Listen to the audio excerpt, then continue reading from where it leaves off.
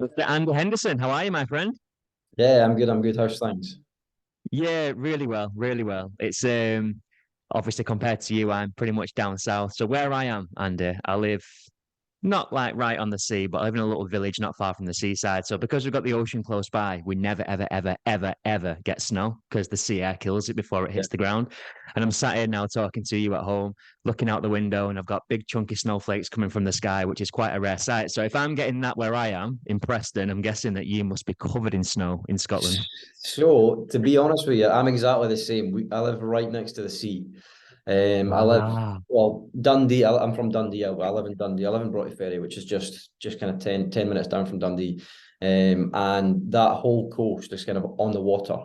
So we very, very rarely get snow. So the sun's actually splitting the pavements outside at the moment. really? It's cold. It's maybe, I think it's probably about, it was -4 when I got up this morning. But the sun's splitting the pavements now, so it's all good. Oh, happy days. Because I just hear Scotland, and I think so. We've got one of our partners in the Highlands, Oh, and yeah. So there'll be bad snow there, yeah. oh mate, unbelievable! It looks like the North Pole. Yeah. So yeah, when we jumped on, I thought, oh, I bet it's absolutely covered in snow up there. But yeah, good to see that you're able to travel around and get to your appointments. It's always nice to look at, but less practical in reality. Um, so, Andy, thank you for jumping onto the podcast, mate. It's great to see you. And I know that I sprung this on you a bit randomly when I called last week and said, mate, you've got to come on the podcast. I want to have a chat with you. But I'm just going to give like a little bit of a brief insight and I'll hand it over to you to tell your own story. But I was keen to catch up with you, Andy, because I've been following you for a long time on social media, so we've never caught up in any real detail in the past, maybe beyond a couple of comments here and there on each of the threads. But we've been connected for a while, and I've always admired your work ethic, your results, the success, the mindset. And you obviously work as part of a broader network of agents in the exact same way as what I do. And in the network that you're involved in, you're in the top, and I'll get this right this time, 0.15% of agents That's in the correct. whole of Yeah. Europe for your Yeah, yeah, yeah. That's performance. And correct. mate, for a dude who was a startup not too long ago, rocking it out in Dundee, I think that's an incredible accolade and a good feather in your cap, mate. So I just wanted to put the spotlight on you, Andy. Now I've given you that brief introduction and insight into your success. If you can just tell anyone who's not familiar with you a bit about who you are and what you're involved with, that'd be brilliant. Yeah, no problem at all. So my name's Andy Henderson. I started as an estate agent, funnily enough, right when COVID happened. So I finished my training with Remax on, I think, about the 15th of March, and we went into a lockdown on the 20th of March in 2020. So the market actually closed. I couldn't sell a house, even if I wanted to sell a house, for like 4 months until I think it opened up again in the start of July or mid-July, there or thereabouts. So great time to start. Couldn't sell a property. However, for me, it was actually a blessing in disguise because I got to learn all about the trade, all about my market, all about my competition, all about my unique selling points. And I was able to kind of put together scripts and things that trumped any of my competition. So it was actually a huge selling point for me.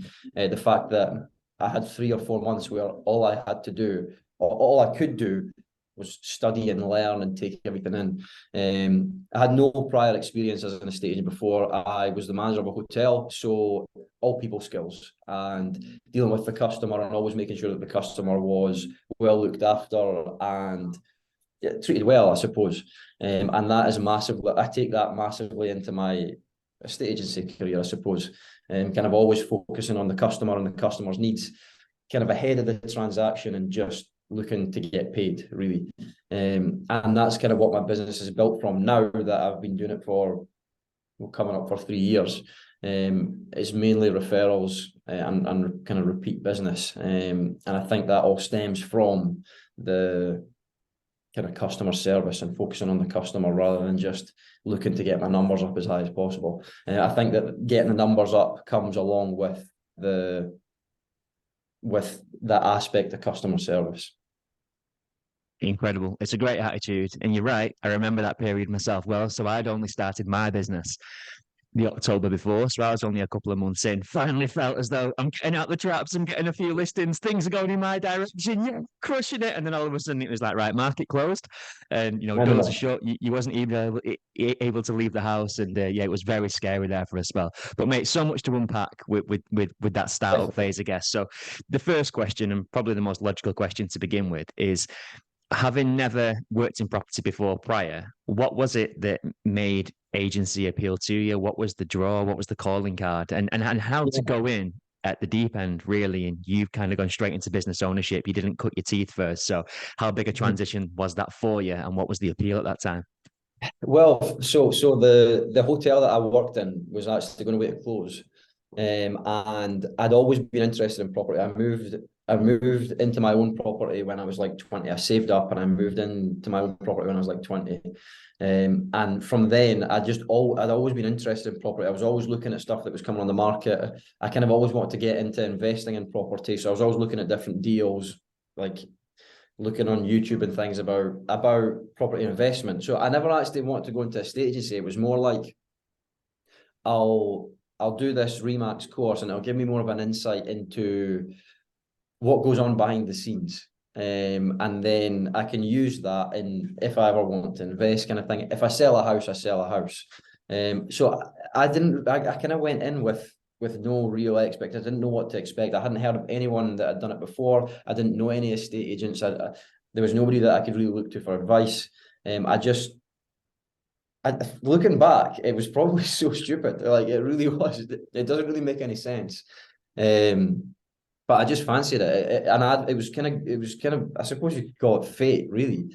I I, I was going to wait to be paid off, and I'm like, I don't really know what to do. An advert popped up for Remax, and they must have gone through like a big recruiting spell, and an advert popped up about being a self-employed estate agent. And I thought, you know what, I think I could give that a go. I've got people skills. I think I could probably market myself fairly well. So I thought I'll try it. And like I say, I didn't really have any expectation. I thought if I start and I sell a couple of houses, then great. I suppose I've always had pretty good self-belief. So I thought that if I was to put my mind to it, I'd be able to do it. And that's probably why I did so well from the start, is because I believed in myself, really. And I think a lot of new agents that come into it, they almost they're kind of behind the eight ball from the start because they've not got that self-belief, and they don't have that drive to actually go out and get the business. Where I don't really get given any business from Remax. I need to go and find all my own business. So if you've not got the drive and the passion to go out and do it, and you don't enjoy it at the same time, like I said, I enjoyed property. So when I'm working, I don't feel like I'm working. I feel like I'm just going about my normal life. Like I just feel like I'm kicking about. So I suppose that always helps as well. There's Um, a really famous quote that always stands out. Like I'm not a huge note taker when it comes to quotes and things, but there's one from Henry Ford, the guy who founded Ford Motors, and he said, "Whether you think you can or whether you think you can't, you're right."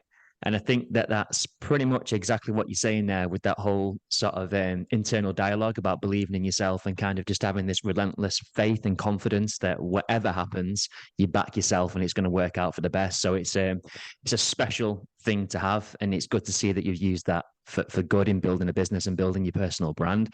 Andy, I'm keen to know. So you've come in to kind of learn the basics of property, kind of understand what things look like behind the scenes, given that property was the pull more so than estate agency itself. So once you've kind of gone through that cycle and you're in a position where you're on the ground, you're ready to trade, right, off you go and find some houses to list and sell.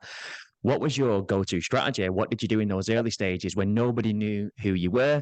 Your partner, your family, your friends are probably looking at you like, "Oh my God, what's Andy doing? He's managing a hotel one minute, now he's set up this like estate agency business." Probably all look quite random. Where did those first instructions come from? Like, how did you get out the traps and get onto a path where you had some momentum, which clearly you have today? yeah, so like I said, because the market was totally closed when I first started, all I could really do was learn about kind of the things I touched on earlier and start posting content on Facebook, Instagram, LinkedIn. So essentially, I started doing videos about property tips for first-time buyers, tips to add value to your house, market updates, because obviously COVID was happening, so there was news coming about property market. Changes all the time. Yeah, yeah. Stuff about interest rates and how they were affecting house prices, and maybe videos about what I thought the market was going to do when it opened back up again. So I was posting probably 4 videos a week at least. Now, I'd never ever spoken to a camera before I'd started doing this. So that was really, really hard. It was, I mean, I look back at the first couple of videos and I'm like, why did I ever do that? But obviously, the more you, like anything, the more you do it, the more confident you become at it, the better you get at it. So it just felt like by a month in, it just felt like second nature. I was able to just stick the camera up and chat away to the camera. So that was kind of how I did it at the start. Like I said, because I couldn't sell any houses, I focused on building my brand for 3 months. So I'd already had, like, now for a new, this doesn't sound like a lot, but for a new agent just starting, like, I had like 800 likes on my Facebook page before I'd even sold a house, because I'd built up that kind of personal brand.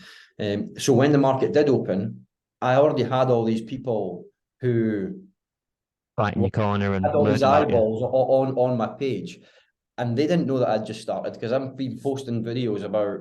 I mean, I looked like a property ex. I looked like I've been doing it for years, because I would learn a topic, and then I'd speak to the camera about that topic, and I'd post that video, and then they think that that's just knowledge in my head, whereas I've just read it 10 minutes ago. So that was kind of how I built up my following on socials, Facebook, Instagram, LinkedIn, and then it meant that when the market opened back up again, I had all these people. Now, there was people getting in touch with me about desktop valuations and things during that time spell. I think my first month, I listed 5 properties in my first month of business. Of lockdown. So it was 5 in, so as soon as we opened up in July, I listed 5 in July, 6 in August, and 5 in September. That was my first 3 months of business. So I'd listed 16 properties in my first Mate, month. amazing, amazing, mate. I love that I always, sentiment as well, mate, Andy. That belief in yourself was infectious and caused other people to have belief in you as well. Like, even though you just learned it like 15, 20 minutes ago and you was exactly, kind of yeah. learning on the job. Yeah, I mean, I was always confident as well in the fact that I was going to be able to do it. So whenever I was speaking to people, when I was in valuations and things, I wasn't speaking like I just started the job. Like I say, because I'd obviously been practicing for 3 months. When I was going, I mean, new agents ask me all the time, like, what should I focus on when I first start? Loads of people just focus on generating leads. Now, there's absolutely no point in focusing on generating leads if you can't convert those leads into new business. I always say focus on your service and learning all about your service, so that when you do get leads, you can actually convert the leads into new business. And that's kind of what I did at the start, which meant that I didn't have to have loads and loads of leads. I was able to convert the leads that I got because I was good at selling my service, and I built this kind of personal brand on social media. So that was huge for me. That was huge for me when I kind of first started and getting my first few listings. And then it was just a kind of snowball effect, and things just, here we are today, 3 years in. It feels like it's been a month. Crazy how fast the time goes. And we're talking quite flippantly now about, I just want to highlight and underscore and really shine a spotlight on what a big thing that is. Because when we're talking about like, oh, we was in lockdown, so I just started, making videos about property market and my belief about how things would change, and, content associated to agency, and I started putting it out there and started gaining some momentum. We speak about it quite flippantly, that's an easy thing to do, but it's not. It's terrifying, like, especially if you've come from behind the scenes working in a hotel for many years, and then you've learned a new industry, you've taken on a new challenge, you've started a new business.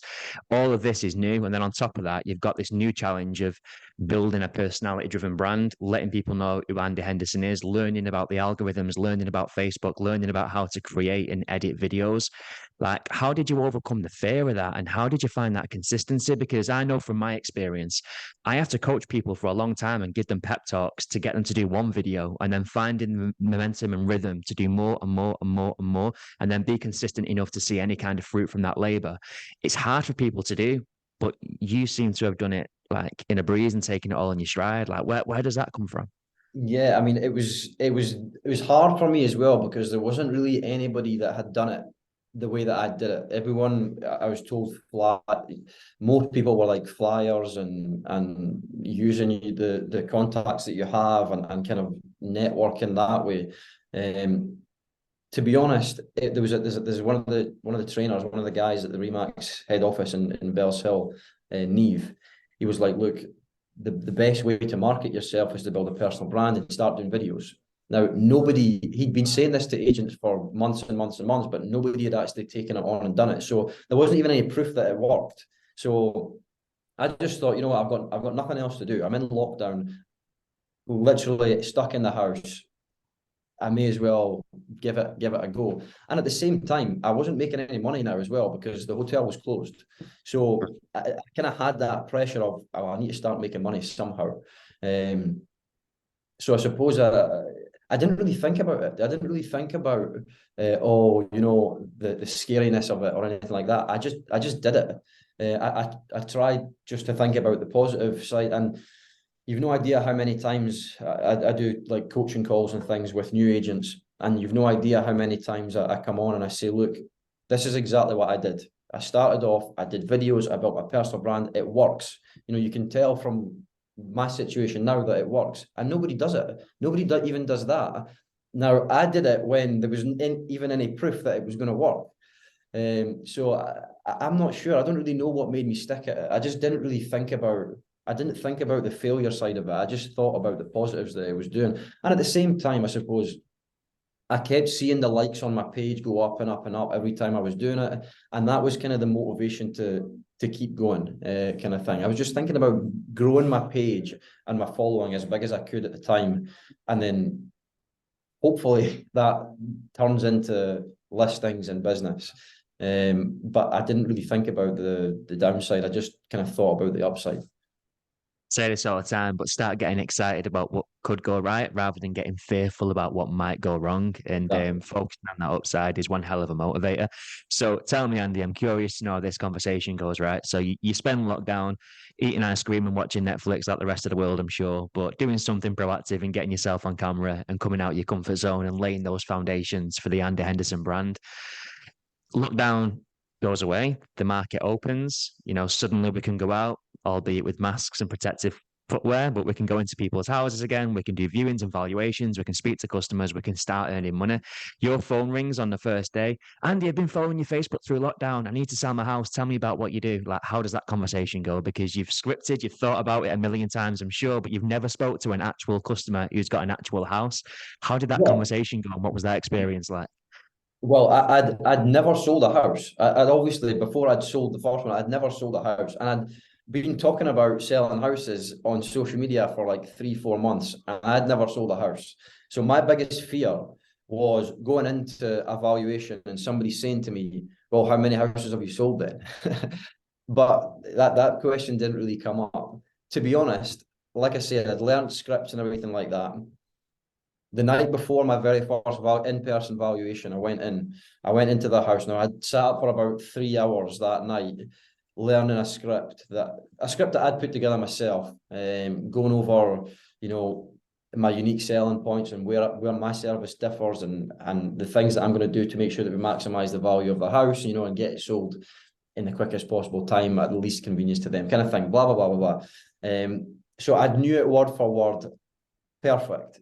I sat down in front of the client and did not remember a thing.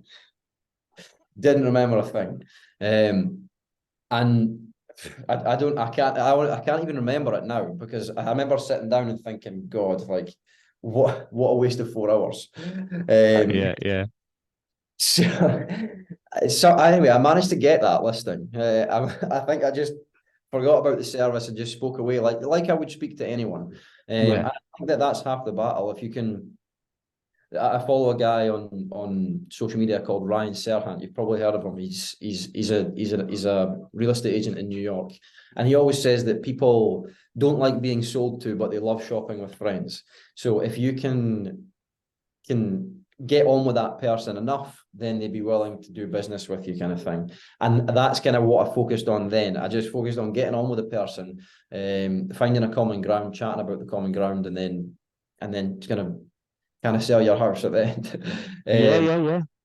So yeah, and that was that. Looking back, that was probably the scariest thing was that first valuation. After the first one was out of the way, it felt like second nature. Because it's like one of them things. What's on the other side of the wall? I didn't know what was on the other side of the wall of evaluation because I'd never done one before. After I'd done one, I then knew that there was nothing to be scared of on the other side of the wall. Yeah, it was all fine. Every other one I went into after that, I was able to remember the script. I was able to keep checking off points in my head, and it was okay. I suppose it always helps when you've never done something before. We've got a really good office culture in the office, in the Dundee office, and Ronnie, who owns the Remax Dundee franchise, he was always there to help whenever I needed anything. If I ever had any questions, he was there. So that was always a big bonus as well. But yeah, that first valuation. Mate, and good observation though to learn early. Like and I think no matter how experienced you are, sometimes when you really care about the result and you're thinking, especially as a business owner, when you effectively eat what you kill, and if you fail to kill, you don't eat, it brings a degree of pressure. And I've done this myself, and sometimes you can go in and you can be like, and you just kind of puke up over people and go through all these USPs and probably sound very generic. But when you just kind of are able to park that and focus on the value of that relationship, I know it sounds really cheesy, but the best appointments I find are the ones where you sit in the living room for 40 minutes eating custard creams and drinking tea, and then suddenly you realize, crap, we've got 20 minutes left and we've not even looked around the house yet. And then it's kind of like what you can do as far as the sale goes comes after, because they've already bought into you as the individual that's the right fit. And a massive point that you raised there about the support that you got from your colleague, like the guy who runs the office that you partnered with. I always say with the agents that I'm looking after with EXP that, it's your business and you've got control and autonomy to build your brand and to do things your way. You've not come here to be micromanaged or to be told what to do. But at the same time, you need to understand that we all need a crutch from time to time. We all have questions. We all have problems. We all have bad days where we just want to bitch and vent and moan. We all have great days where we need somebody to slap our ass and give us a high five. The key is just making sure that you reach out for that support and that advice and that help whenever you need it. But I think it's just a common trait of salespeople sometimes that they let pride and ego get in the way of asking for help. So again, it's good that you was able to kind of curb those things and get the relevant info from the relevant people. Yeah, definitely. Yeah, definitely. I think that and a lot of new agents, when they first start, make the mistake of not coming into the office. They think that because they're self-employed and they don't have to be in at 9 and leave at 5. They left to do what they want, because at the end of the day, they don't work for Remax. They just kind of, like you said, partnered with Remax. A lot of new agents that join, they don't make the effort to come into the office, and that's where you need to be like a sponge sitting in that office, soaking everything in. For example, I was in the office every day when I first started, every day, 9 to 5. Not that I had anything to do. No, not that I had loads to do, but I was there. Even when I was doing my training, I was in the office every day, and I didn't even know what I was doing, and just soaking everything in. I think it's so important, but in anything in life, it's something new. You need to be around it. If you want to get better at it, you need to be around it. And that's where the office comes massively into play, and having a good office structure and a good office owner makes a huge difference. Amazing. And Andy, from one thing I'm curious to kind of pick up on is that from those foundations that you laid over the COVID period to that successful, but maybe quite intimidating first valuation where you froze up. Obviously, since then, you've gone ahead and really managed to build on from that and get momentum and get the wind in your sails. So how have you found longevity over the last few years? Has that just been a continuation of building on those social media blocks, or has it been through other things that you're up to in terms of lead generation and brand awareness? Like, how has the brand gone from that tiny little startup for that one valuation when you came out of lockdown to being in the top 0.15% of Remax in Europe? Yeah, I mean, I've always kind of stuck to the same strategy, because it's always worked. And I think that a lot of people talk about flyering and door knocking and all this kind of thing. But in my opinion, I have flyered once when I first started, and I'll never hand out a flyer again. The thing is, with social media, you can target such a large amount of people in such a short amount of time. Like, I could put one video out or put an advert out on Facebook and target 50,000 people. If I was to go and hand out flyers, it would take me 4 months to target 50,000 houses. So that's why I think you get the kind of most bang for your buck on social media. and especially nowadays with reels and things, you're able to, your content goes so much further than just the people that are following you. So it's massive.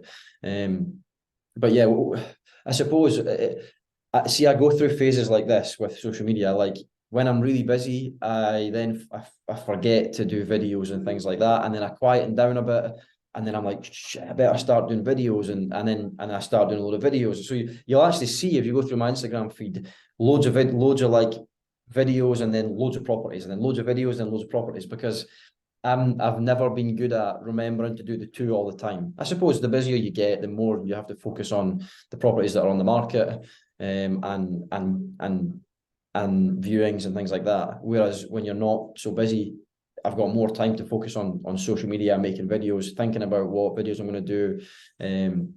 So I've always stuck to social media, but like I say, it's kind of been up and down on how much videos and brand and building my brand has been, because like I say, the more properties I then list, in a busy month, I could list 13 properties or up to 13.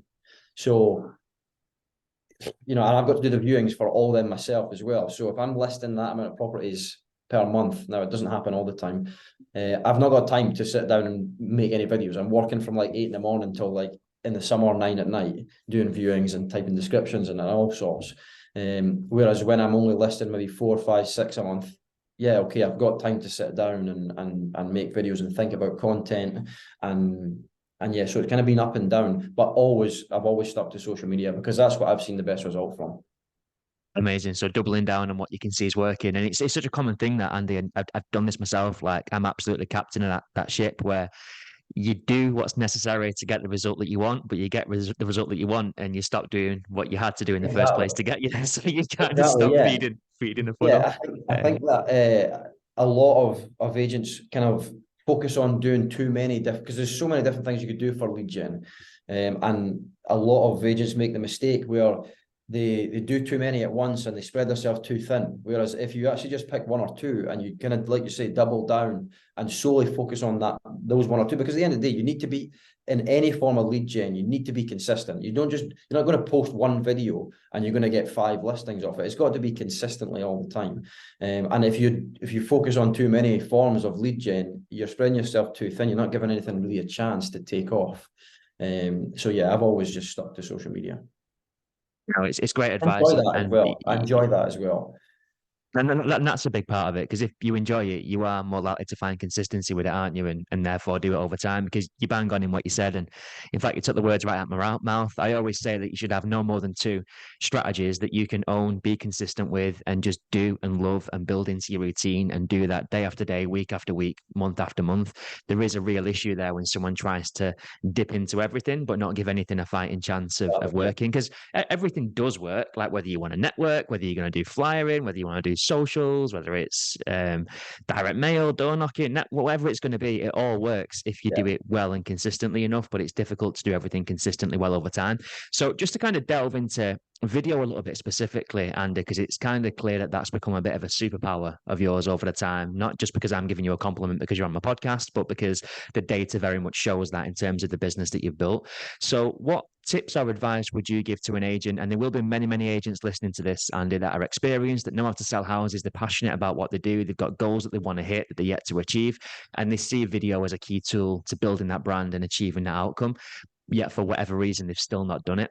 So to someone who's on day one, picture the avatar, great agents, want to get on socials, need to level up, need to stand out from the competition, but they've just got this anxiety about getting on camera. They feel like they're going to get heckled, going to get laughed at. It might not work. What advice would you give, and what tips did you find helpful to sort of, I guess, get that camera confidence, if you like, and ingrain that into your lead gen? Yeah, so at the same time, before you're doing any video, you need to always remember that nobody's going to kind of critique your video as much as you do yourself.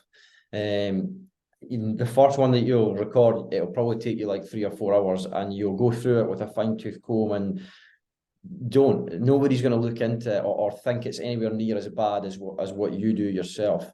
And just videoing it and getting the first one out there is half the battle. As soon as the first probably 5 or 10, depending on how well you take to it, they're going to be hard. They're going to be horrible. They're going to be horrible. But as long as you make sure that what you're talking about is true and correct, forget about how you look, forget about what you sound like. As long as the information that you are putting forward is valid and people are gaining value from it, it really doesn't matter what you sound like, because that's what most people fear, is what they look like on the camera and what they sound like on the camera. Nobody likes the sound of their own voice. I mean, I when I'm editing my videos, I'm still going through it like, oh Jesus, and I've done hundreds. Yeah, So yeah. it's that feeling's never going to go away. It's just having the kind of willpower to stick through it and keep going. I mean, there's different structures of videos as well that work better for different things. So, I mean, the last thing that you want to do is just put the camera up and say, my name's Andy from Remax. Get in touch if you're looking for a free valuation, because that's never going to convert any business. That's just you asking for something. You've got to structure the video in the way that you're giving away valid information. They can take something from the video and then have a call to action at the end. If you just go on and constantly ask people for business, they're never going to get in touch. You need to provide them with value and then have your call to action at the end. And then they're a lot more likely to get in touch once you've provided them with some form of value. So as long as in the video, the content that you're creating has value in it, for one, forget about what you sound like, forget about what you look like, focus on the information in the video, the information structure, and then post the video. As soon as it's posted, don't watch it. Once you've put it on your Facebook page or your Instagram or your LinkedIn, don't go back and watch it, because you will delete it. Post it, forget about it. And at the same, I used to get disheartened when a video maybe didn't get the amount of likes that I wanted it to get or anything like that. Forget about the likes, because a lot of the time people will watch it and they won't like it. So as long as you're getting yourself out there, forget about how many likes it gets, forget about how many comments it gets. Focus on the content, the value you're providing, and everything will be fine, without a doubt. And like I say, consistency is key. So the more videos that you then start to put out, the more value that you're going to gain from the videos, and the more confident that you're going to get doing them as well. It's just the first few, like I said, that can be difficult. And there's a lot to be said for what you just said there about leading with value and kind of giving them something out of watching it, so they learn something new, or they've got a deeper understanding than maybe what they did do before they click play. Because I think, Andy, if you and I went out tomorrow and went to a customer that didn't know either of us, and me and you went head to head in competition to win that client, we could both put together a nice little sales pitch about why we're the better choice for the customer.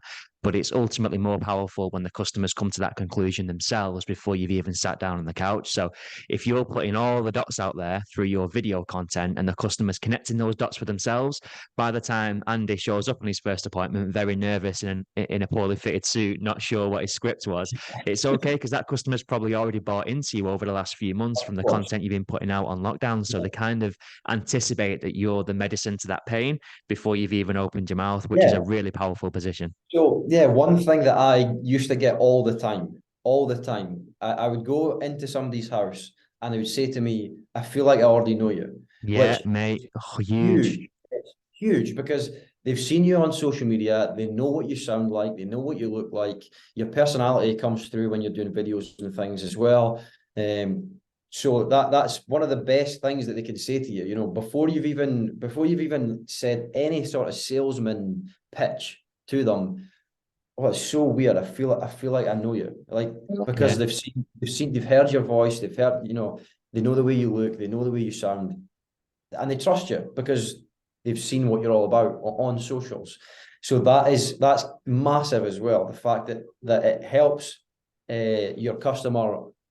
Well, it essentially opens that door for the customer to trust you, because they feel like they know you already. No, they don't. They don't, but But they it feel like does absolutely. It just removes that weird, like, corporate, I'm the agent, you're the client type energy that exists sometimes when you meet a client for the first time. It just eradicates it. I remember when I had my kind of aha moment when it came to what you've just said. I've been doing video for about 4 or 5 months and not seen a massive amount back from me at that point, but people were starting to bring it up in conversation and it was starting to generate conversations mainly through Facebook. I remember I went out to this valuation and I didn't ask her where she found me online.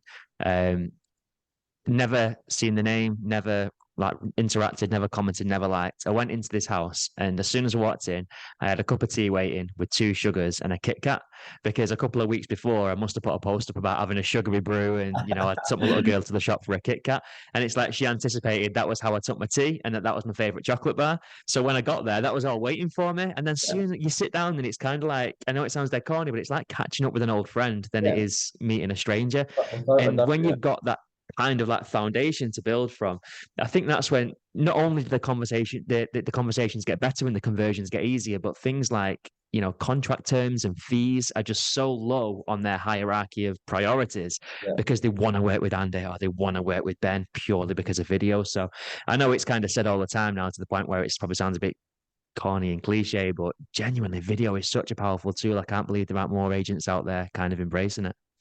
And it's proven to work as well, time after time after time. Honestly, I don't know. I don't know what I would have done. Like, looking back, if I'd have started off doing something else, I just don't. I don't know what else I would have done. And I can't even think. Like I say, a lot of my business now is referral business, which helps a lot. I mean, I still do get. Actually, Instagram's become a lot more popular lead generation wise now than Facebook. I'm getting a lot more messages through my Instagram page than what I ever have before.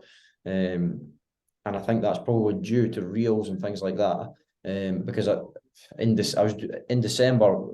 December wasn't a great month for selling properties. The interest rates had just gone up. It was coming up to Christmas. So I was doing like a reel of nearly every second day. And I think it grew my page by about 300 or 400 followers, for one. And since then, I've had like 4 or 5 leads come through Instagram. And the thing is, if somebody's messaging you on Instagram or Facebook, the chances are they're only messaging you. They're not. The thing is, it's the most powerful form of lead, because they're contacting you. It's not like that lead's coming to the office and then I'm phoning them and asking them for their business. They're actually contacting me directly. So the chances of them contacting anyone else is smaller, or if they are, you're competing against less people for the business or for the listing. Exactly. And it kind of comes back to that notion, doesn't it, that it becomes yours to lose. Like, if they've absorbed all your content, they've seen your marketing, they've watched your videos, they've bought into who you are as a person. Because that is the problem, I think, sometimes when companies hide behind the corporate banner and the logo, and it's like a faceless business. They don't know what to expect. There's still a degree of, to use your phrase, fear of what might be on the other side of the wall, because they don't know who you are or what the experience is going to be, what you're going to do, if they're going to get along with you, if they're going to like you as a person or not. Whereas social media just gives people like an authentic lens into who you are and what you do. And I think that's the power of being able to put like a person's name and face at the forefront of a brand. So it kind of breaks down those barriers and those kind of inhibitions. So fast forward in a few years, mate, we've obviously come a long way through the compounded interest that you've managed to scoop off of the back of all the hard work that you've done on social media. How does your business look today? If you don't mind sharing, what are you doing in terms of typical numbers, listings, sales? Like how does that side of things look for you? Yeah, so to be totally honest, I started selling in July 2020. I think I sold like 4 million worth of property that year up until December. In Then half a year, basically. in half a year, yeah. Then the next year, 2021, that was actually my best year. 2021 was my best year, but the market was a lot stronger then than what Of it was course. in 2022. I sold 14.5 million pound worth of property in 2021, which was, I think, about 65 sales. I think 65, I'm sure. 65 or 66, I can't quite remember. And then 2022, which was obviously last year, I sold 13.2 million pound worth of property, which was about 59 or 60 listings. Sales, sorry. So, like I say, it's gone up and down. It was bigger in 2021 than it was in 2022. But obviously, the market changes. The market kind of slowed down a lot earlier at the end of 2022 than what it did in 2021. I was kind of busy right up until mid-December in 2021, whereas 2022 it started to slow down at the end of August, kind of start of September. So that had an effect, obviously, on my numbers that year. This year so far, I mean, it's been okay. Obviously, the interest rates are still pretty high, or they are high. There's uncertainty in the market. I listed 7 last month. I listed 5 or 6 in January, and I've listed 2 or 3 so far this month. So it's been okay. I sold, I think, 8 last month. I only sold 1 last month. I sold 8 in February, and I sold 8 in February, and I sold 7 in January. It's So incredible. That okay. really, really, really good performance. Obviously, economic variables, and especially with the turbulent world we've been in with COVID and everything that's happened since then, it's always going to play a part in the success and the speed of sale and all the rest of it. But looking at that segment of time, mate, you should be so proud of what you've achieved. Like, genuinely, that is absolutely incredible to say that you learned the raw skills yourself as well in that early stage, and you've kind of built from that.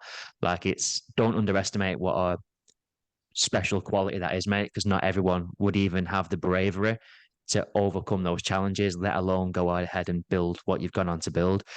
Have you got children and a partner and things like that, or do you No, I'm lone? single. I'm single at the moment, and I've not got any kids. No, not Right. yet. I I was know. going to say, so you're absolutely throwing your life and soul Yeah, into yeah. growing. I'm sorry. I think when I was talking about those numbers there, I'm getting January and February mixed up because we're only in March. I think it was 7 or 8 in January. It was only 1 in February and 2 so far in March, or 2 or 3 in March so far.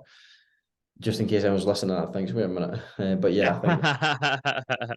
Oh, brilliant. Well, thanks for clarifying. And what impact has that had on your life personally, mate, in terms of, like, I know that it's a bit uncouth sometimes to speak about money and you don't have to go into specifics, but from going from the career that you had before in hospitality to where you are today, like, how has life changed? Massively, and I think that well, obviously, I earn a lot more money now, probably like 4 or 5 times the amount that I did, well, 4 times the amount that I did working at the hotel. So yeah, I mean, it gives I go on more holidays. I've got a nice car. I like collecting watches. It gives me access to different investments. I've bought a few Airbnbs that do fairly well. So yeah, I mean, in terms of life, my lifestyle isn't any different. I've got nicer things, but my lifestyle isn't very different. I'm busier in terms of work now. I've probably not got as much time to do more things, but at the same, I work most weekends. But I mean, like I said to you, kind of like we touched on before, I really enjoy my work. I don't feel like I'm at work, so it just feels like a lifestyle now. It doesn't feel like, oh, I've got to go to work now. It just feels like this is my life. This is my lifestyle. If my phone rings, I think when you first phoned me, actually, if my phone rings at 9 o'clock at night, I've not got a business phone and a personal phone. I've only got one phone.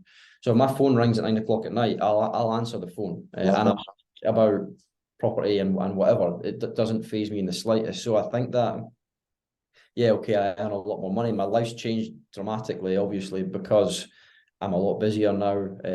It's a lot more stressful, like a lot more stressful. But if you can find ways to manage that stress, then it's okay. There's probably more things to Yeah, I think worry it's about.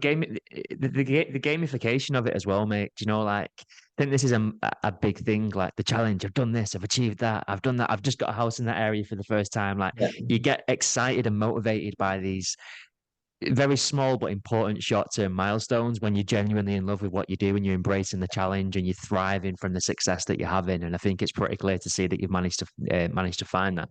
This is a bit off top. Well, I guess it's kind of off topic, kind of not.